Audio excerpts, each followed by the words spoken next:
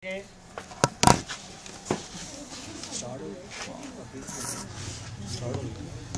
Bismillahirrahmanirrahim. Today the first poem in the syllabus of BA. The first poem is Layar. Layar. Layar means fursat. This poem is written by William Davis. William Henry Davis. W.H. Davis. Let's see the pronunciation of the lines first. What is this life if full of care? We have no time to stand and stare, no time to stand beneath the boughs and stare as long as sheep or cows, no time to see when woods we pass, where squirrels hide their nuts and grass, no time to see in broad daylight streams full of stars like skies at night. You're watching? Care, stare, bows, cows, pass, grass, delight, night. That is a heroic couplet. इसे heroic couplet कहते हैं. No time to turn at beauty's glance and watch her feet how they can dance. No time to wait till her mouth can enrich that smile her eyes began. A poor life this if full of care, we have no time to stand and stare. William Henry Davis, he was born in 1871 and died in 1940. He was the poet of England. Actually, he was the beggar in England. England में ये beggar था. The beggar of England, and here is the first poem in the course of BA. So G.B. Shah ने इसकी help की और इसकी आप एक पहले भी पोएम पढ़ चुके हैं. That was The Rain in first year, very first poem, The Rain. He is naturalist and G.B. Shah ने इसको जॉर्ज बर्नार्ड शॉ, दुनिया का सबसे बड़ा आज़ाद ख्याल आदमी, उससे सपोर्ट किया था और उसकी वजह से इसकी फर्स्ट वॉल्यूम पोएम्स का आया था और बाद में इसको बहुत पजीराई मिली. कई मरतबा कैटल्स के साथ, मवेशियों के साथ सफ़र कर चुका है, बोट में बैठकर कई झीलों को पार कर चुका है. He was very, you can say that poor as well as he was like a beggar. He was oral beggar. वहाँ के बेगर भी ज़्यादातर गा बजा कर ही पैसे लेते हैं ना. यहाँ हमारे यहाँ तो वो भी नहीं होता. Okay, whatsoever poet, what the poet is doing in this poem. क्या कहना चाहता है, क्या कर रहा है पोइट? पोइट असल में लेमेंट कर रहा है, मातम कर रहा है कि this is a life of haste. जल्दबाजी की ज़िंदगी है. Hurry and worry is the now basic elements of this life. इस लाइफ के बेसिक एलिमेंट क्या है? Hurry and worry. हर शख्स परेशान जल्दी में है. पोइट इस बात पर मातम करता है कि आज हमारे पास टाइम ही नहीं है कि हम ठहर कर नेचुरल ऑब्जेक्ट्स को एंजॉय कर सकें, ब्यूटी को एंजॉय कर सकें. कुदरत ने हमारे इर्द गिर्द जो खूबसूरत सुंदर सी दुनिया एक पैदा की है, हम इसको एंजॉय करें, देखें इसको, लेकिन हमारे पास ऐसा वक्त नहीं. इवन के गाय, भैंस, बकरियों के पास टाइम है इस नेचुरल ऑब्जेक्ट्स को एंजॉय करने के लिए, लेकिन ह्यूमन बीइंग के पास नहीं है. ये एक अलमिया है इस मॉडर्न लाइफ का. Let's see how the poet is going through. Idea to idea. What is this life a full of care? ये ज़िंदगी भी क्या ज़िंदगी है अगर केयर से भरी हुई है, तफक्कुरात से भरी हुई है. We have no time to stand and stare. हमारे पास वक्त ही नहीं है कि हम ठहर सकें और गौर व फिक्र कर सकें, किसी चीज़ को गौर से देख सकें. इस चीज़ का हमारे पास वक्त ही नहीं है. No time to stand beneath the boughs. हमारे पास वक्त ही नहीं है कि हम टहनियों के नीचे ठहरें, कि हम दरख्तों की शाखों के नीचे ठहरें. एंड स्टेयर, और गौर करें, गौर से देखें. एज लॉन्ग एज शीप और काउज, इतनी देर तक देखें जितनी देर एक भेड़ या एक गाय देखती है. अगर आपने किसी गाय को देखा हो, किसी विलेज के अंदर आपके जाने का इत्तेफाक हुआ हो, जब काऊ आपको देखती है तो वो देखती है तो वो 10 सेकेंड 15 सेकंड ठहर कर देखती रहती है, उसके बाद फिर सर हिलाती है। इसका मतलब है he is saying that we are below than animals. Animals enjoy करते हैं नेचर को। एनिमल जब देखते हैं तो जी भर के देखते हैं, स्टेयर है, उनके पास स्टैंड है, वो ठहर कर देख सकते हैं। इंसान कैसा इंसान है, इतना टाइम भी नहीं जितना काउज के पास है, जितना शीप के पास है, गोट्स के पास है। हमारे पास इतना वक्त भी नहीं है कि हम ठहर सकें, गौर फिक्र कर सकें जितना कि भेड़ बकरियां करती। नो टाइम टू सी, हमारे पास वक्त नहीं है देखने के लिए। When woods we pass, even के जब हम जंगल में से भी गुजर रहे हों उस वक्त भी हमारे पास टाइम नहीं होता। Where squirrels, ये देखने के लिए कि कहाँ पर गुलहरियों ने, squirrels गुलहरियाँ, कहाँ गुलहरियों ने हाइड छुपाया है, their nuts in grass, अपने नट को, अपने अखरोट को ग्रास में कहाँ छुपाया है। वेरी सिंपल, हम मरी जाते हैं या किसी भी हिली एरिया में जाते हैं, नथिया गली जाते हैं, तो फिर भी हरी एंड वरी के अंदर होते हैं। हम ऐसा बिल्कुल नहीं करते किसी जंगल में जाकर आराम से बैठ जाएं और वहाँ के जानवरों को, वहाँ के परिंदों को, वहाँ की एक्टिविटी, वहाँ की लाइफ, वहाँ के नेचर को बैठ कर दिन भर इंजॉय करें। मैं कराची गया तो मैं 5 दिन 5 मुख्तलिफ साइट्स पर जाके बेंच पर बैठा रहा, पूरी तरह ऑब्जर्व किया, हर चीज़ को देखा। लेकिन हम जाते हैं सैर करने के लिए, फिर भी हम जल्दी में होते हैं, चलो जल्दी से ये देख लो, उसके बाद आगे जाना है, आगे जाना है। देखिए पोएट कहते हैं जब हम सैर के लिए स्पेशल निकलते हैं या जंगल में जब हम जाते हैं स्पेशल, किस लिए, लेयर के लिए, आराम के लिए, उस वक्त भी हम हरी में होते हैं, उस वक्त जल्दी में हम कुछ भी इंजॉय नहीं कर पाते। गुलहरी उसकी एक एक्टिविटी है, बहुत खूबसूरत है, आपको बड़ी अच्छी लगेगी। वो एक नट तलाश करता है, अखरोट, शुमाली इलाका जात में अखरोट पाए जाते हैं वैसे स्पेशल, वो अखरोट तलाश करता है और उसके बाद उसको लेकर जाता है, घास में जाकर छुपा देता है, फिर उससे दूर जाता है। He try his best to forget it, वो पूरी कोशिश करता है कि वो भूल जाए कि उसने नट कहाँ छुपाया है।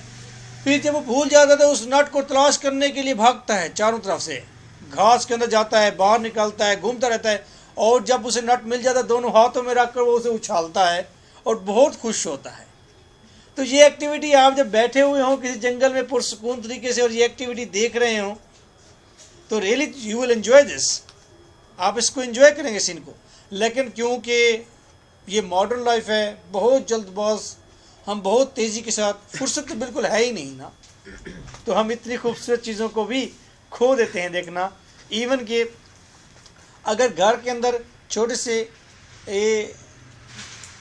किटन्स हों, बिल्ली के छोटे से बच्चे हों, मुझे एक्सपीरियंस हुआ है पिछले दिन थे, तो मैंने उनकी सारी एक्टिविटी देखी है, सारी उनकी ट्रेनिंग देखी है। आई एंजॉयड अलॉट कि कैसे वो खेलते हैं, क्या करते हैं, क्या सोच है उनकी, उनकी इंस्टिंक्ट क्या है। There are many things to enjoy but we have not time. No time to see in broad daylight, हमारे पास वक्त ही नहीं है कि हम दिन की खुली रोशनी के अंदर देखें क्या, स्ट्रीम्स, उन नदियों को, फुल ऑफ स्टार्स, जो सितारों से भरी हुई होती हैं, लाइक स्काइज एट नाइट, जिस तरह रात को आसमान तारों से भरा होता है। दिन के 11-12 बजे आप किसी नदी किनारे चले जाएं और वहाँ पर एक ख़ास एंगल जब आप बनाएंगे, 45 का एंगल स्पेशली जब बनाएंगे, तो आपको पानी से 2 फुट ऊपर एक ज़बरदस्त 2 फीट ऊपर आपको ज़बरदस्त किस्म का एक लश्कारा नज़र आएगा, रोशनी का एक बहुत बड़ा ऐसे चमक मौजूद होगी उसके ऊपर।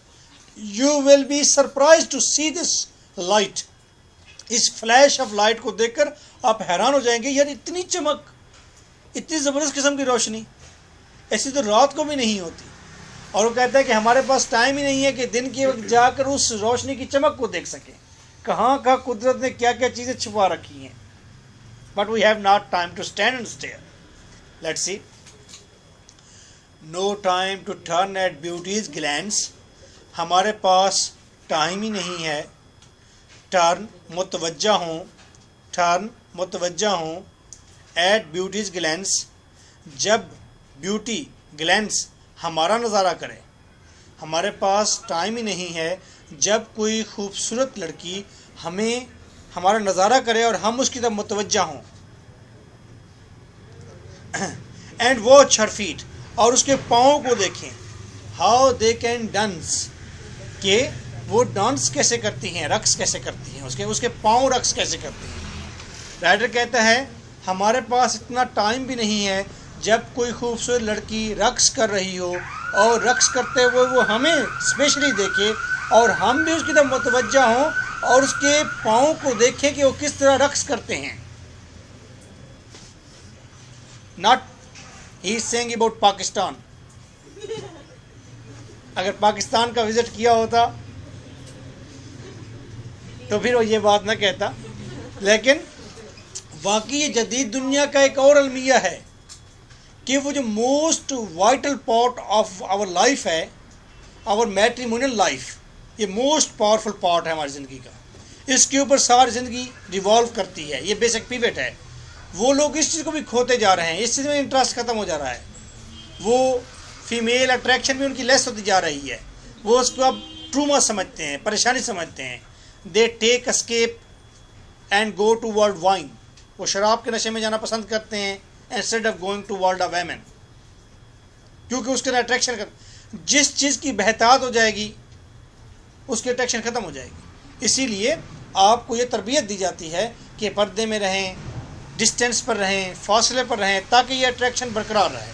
Very simple. No time to wait till her mouth can enrich, हमारे पास वक्त नहीं है कि हम इंतज़ार कर सकें कि उसका माउथ इनरिच, भर जाए। किसका माउथ? उस लड़की का जो डांस कर रही थी, उस लड़की का माउथ भर जाए। किससे? दैट स्माइल, उस मुस्कुराहट से। हमारे पास वक्त ही नहीं कि हम इंतज़ार करें कि उस लड़की का मुंह वो उस हंसी से, उस मुस्कुराहट से भर जाए। हर आइज़ बिगेन, वो हंसी जो उसकी आंखों से शुरू हुई थी। मुस्कुराहट कहाँ से शुरू होती है? आंखों से। अगर आपको समझ नहीं आती, ताइबा को देखिए। ताइबा को तो आंखें बिल्कुल पहले बंद हो जाती है, फिर हंसती है वो। ठीक है, तो आंखें सबसे पहले मुस्कुराहट। आंखें, these are very vital part of the human body, ये बहुत वाइटल पार्ट है। आप अपनी दोस्तों को भी, दोस्तों के झूठ को भी, सच को भी आंखों से पहचानते हैं। बहुत इंपॉर्टेंट है ये। हेलन केलर ने तो इसके बारे में बहुत कुछ कहा था। She was blind and deaf. उसने कहा था अगर मुझे देखने के 3 दिन मिल जाएं, जब मेरी आंखें खुलें तो सबसे पहले मैं अपने टीचर के चेहरे को देखूंगी कि उसके चेहरे पर किस तरह के जज्बात नुमायां हैं, वो जज्बात जिसके साथ वो मुझ जैसी अंधी लड़कियों को पढ़ाती है। हेलन केलर कहती है कि अगर मुझे आंखें मिल जाएं तो मैं अपने दोस्तों की आंखों की खिड़कियों से उनके दिलों के अंदर झांकूंगी और जानूंगी कि वो मुझसे कितनी मोहब्बत करती हैं। मैं अपने डॉग्स की आंखों में देखूंगी और कहूंगी कि सोचूंगी कि वफादार चीज़ों की आंखें कैसी होती हैं। आंखें बहुत इम्पॉर्टेंट हैं, लेकिन हेलन केलर इस पर लिमेंट भी करती है। वो कहती है कि मैंने क्रोनिक पुराने हस्बैंड से पूछा, मैंने कहा कि तुम्हारी बीवियों की आंखों का कलर कैसा है? कहती है मोस्ट ऑफ देम फेल्ड, ज़्यादातर फेल हो गए बताने में। तो इसीलिए वो कहती है द सीइंग सी लिटल, देखने वाले कुछ भी नहीं देखते। द मोस्ट इंपॉर्टेंट पर्सन तुम्हारी ज़िंदगी में, सबसे करीब 3% तुम्हारी ज़िंदगी में, वाइफ से ज़्यादा करीब तो कोई भी नहीं है, और उसकी आई बॉल्स के कलर का भी पता नहीं है आपको। ठीक है, और हेलन केलर के दौर में तो लेंस भी नहीं लगाते थे हालांकि। चलो मॉडर्न दौर में तो कह दे कि जी मुझे इसलिए पता नहीं, आई रोज तो लेंस होते हैं, टाइम नहीं होता, मुझे याद नहीं रहा। ठीक है,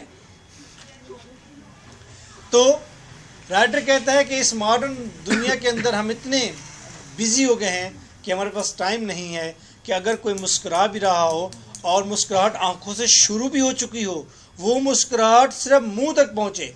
आंखों से शुरू होने वाली मुस्कुराहट को मुंह तक पहुंचने के लिए कितना टाइम दरकार है? 1 सेकंड से भी कम है। ये देखें, ठीक है, 1 सेकंड यहाँ से यहाँ तक आना बड़ा आसान, लेकिन इतना टाइम भी हमारे पास नहीं है कि यहाँ से शुरू तक देखा है, यहाँ तक पहुँचे, इतना इंतज़ार नहीं करते, चल देते हैं। But not applicable in Pakistan. मैं कहता हूं आंखों से मुस्कुराहट शुरू हो, घर तक छोड़ के आएंगे।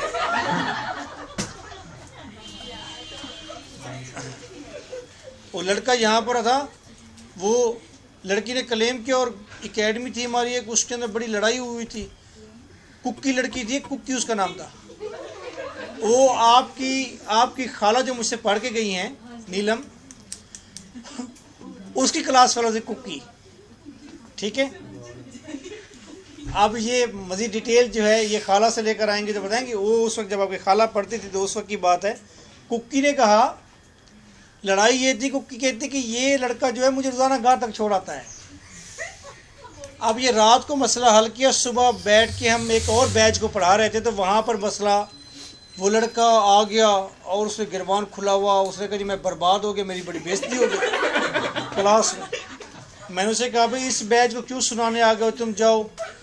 वो चला गया। इतवार का दिन था, सुबह सुबह बैच बुलाया हुआ था। एक नकाब में ऊंची सी लड़की थी, उसने कहा सर क्या बात है। मैंने कहा भाई कोई बात नहीं, वो उस कुक्की को ये घर तक छोड़ आता था तो रात हमने इसे डांटा है। उसने कहा है सर मुझे कहते मेरे भाई रोजाना मुझे छोड़ने नहीं आते, तो मुझे छोड़ आया कर। ये कुक्की को छोड़ने जाता है, मुझे छोड़ आया करे। इसे छोड़ने की अगर आदत है तो मुझे छोड़ आए। ठीक है।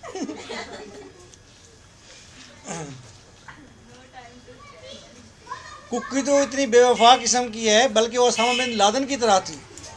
वो हमारी गली में 2 साल रहती रही है। मुझे जब यहाँ से चले गए फिर पता चला कुक्की तो यहीं रहती थी।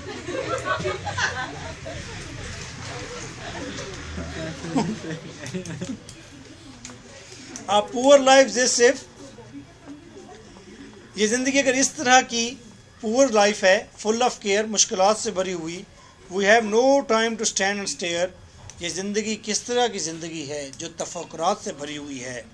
वी हैव नो टाइम, हमारे पास वक्त ही नहीं है, टू स्टैंड, ठहरने के लिए, एंड स्टेयर, और गौर व फिक्र करने के लिए। Open your key book, acute English verse, written by, अच्छा जी, written by me.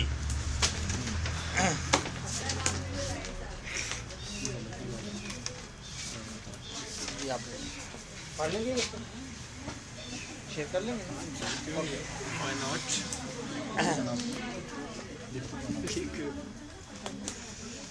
Page number 1, Layer, William Davis. Reference: these lines have been taken from the poem Layer, written by William Davis. Context: context में आपने पूरी poem का overall खुलासा लिखना होता है, पूरी पोएम का खुलासा लिखना होता है, या इससे भी बेहतर बात कहूँ तो जो लाइंस एग्ज़ाम में एक्सप्लेनेशन के लिए दी जाएं वहाँ तक खुलासा लिखना होता है।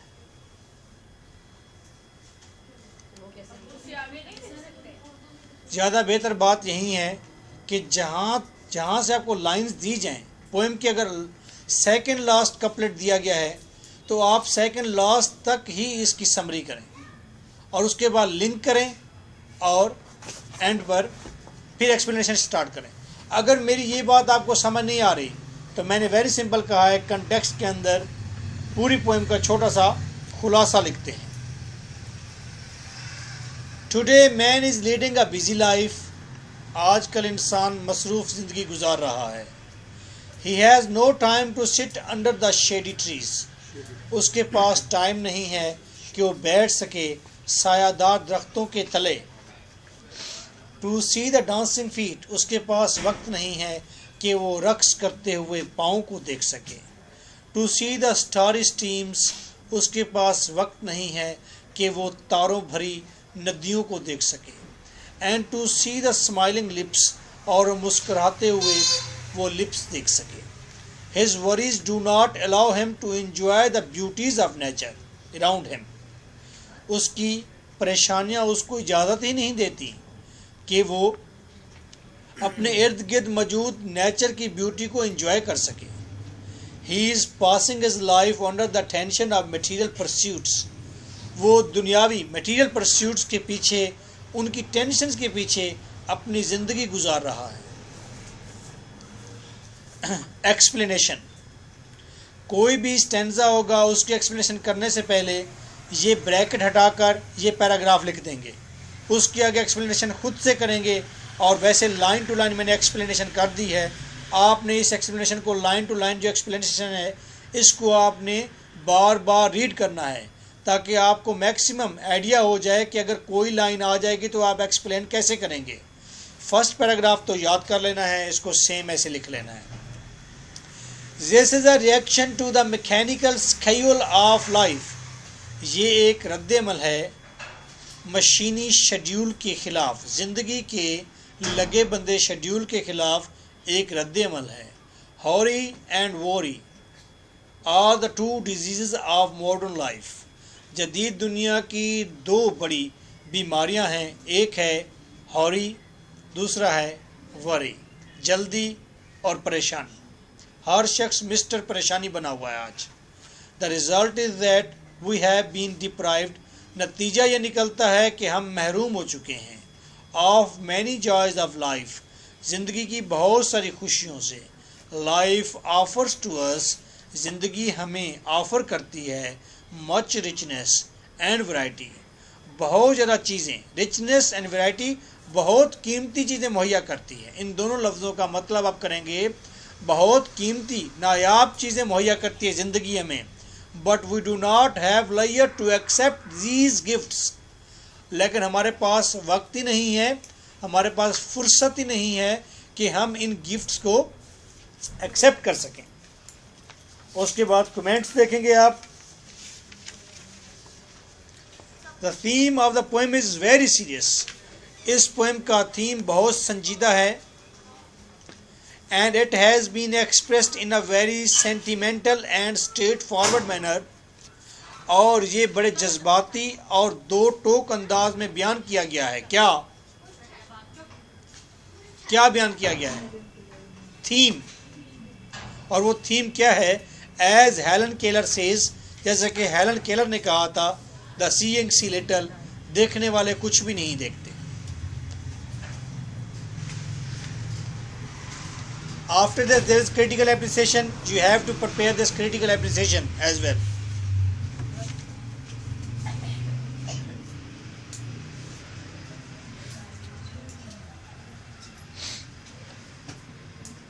Question number 4. You will do question number 4.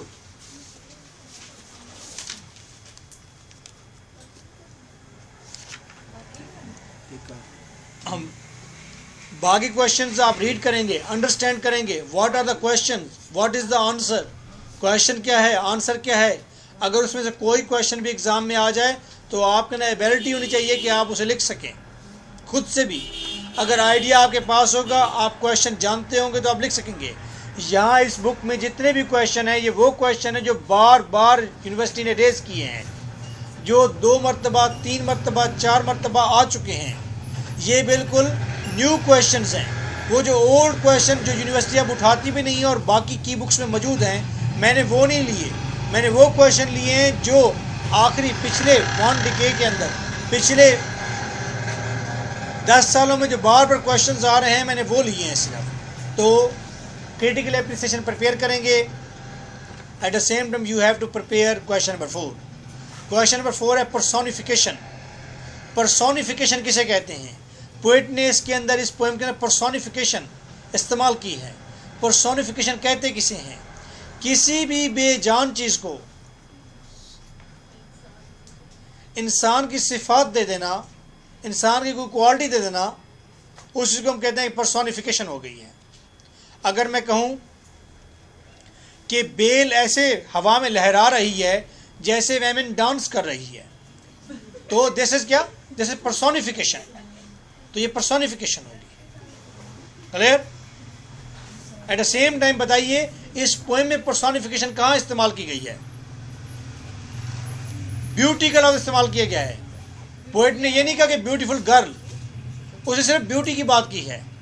और ब्यूटी को उसने क्वालिटीज़ कौन सी दी हैं? वेमेन की दी हैं। फीट, आइज, माउथ, उसे फीमेल से उसने तशबीह दी है उसको। जी बेटा, ओके।